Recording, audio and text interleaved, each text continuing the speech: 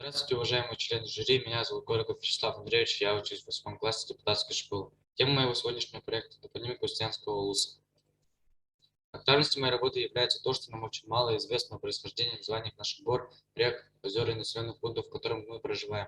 Цель моей работы – определить происхождение топонимов родного Устьянского улуса. Также выявить, какие народы оказали наибольшее влияние на поднимку нашего улуса. Для достижения данной цели я поставил перед собой следующие задачи.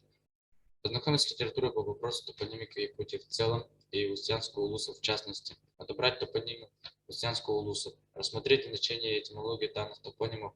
Выявить связь топонимов с историей родного края. Составить классификацию рассматриваемых топонимов. Для решения этих задач применялись методы исследования теоретические и эмпирические. Объект исследования – топоним Устьянского улуса, а именно виды топонимов, связанные с местом проживания. Айконимы, гидронимы, водные объекты, оронимы, горы. Предмет исследования – языковые особенности топонимов и их связь с историей и географией родного края.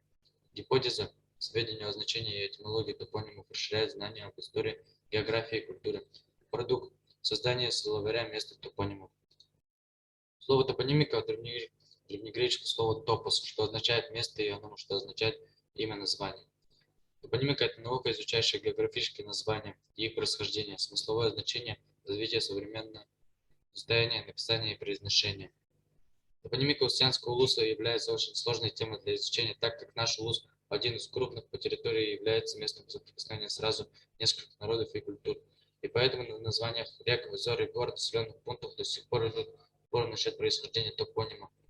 Даже если мы сможем разделить все топонимы по классификациям, нам все равно не удастся найти точное значение названия. Но все же мы пришли к определенному положительным результатам. Во-первых, мы выяснили, что топонимику нашего района можно разделить на следующие топонимические пласты: юкагирский, тунгуссо-маньчжурский, тюркский и русский. Во-вторых, я изучил основные тематические группы топонимов. Названия, прямо указывающие на происхождение от гидронимов, водных объектов, гор и рек. Названия, данные по рельефу местности. Например, Хаир. От якутского Хаир – груда камней, галька. Хаир – таз. Места эти очень каменистые.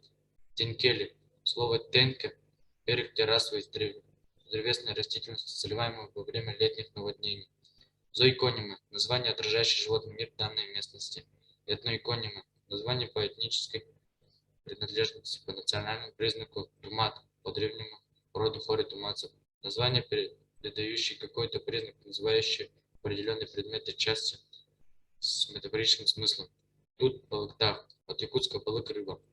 В-третьих, мы пришли к выводу, что преобладающий в устьянском улусе того или иного народа не является основополагающим топонимикой улуса. Например, в нашем районе, где с преобладанием венского коренного населения может быть больше топонимов из языков других народов или наоборот.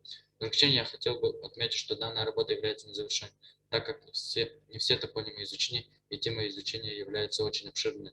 И возможно то, что некоторые источники нужно будет заново перепроверять. На завершение данной работы мне потребуется не один месяц и даже, возможно, не один год. Спасибо за внимание.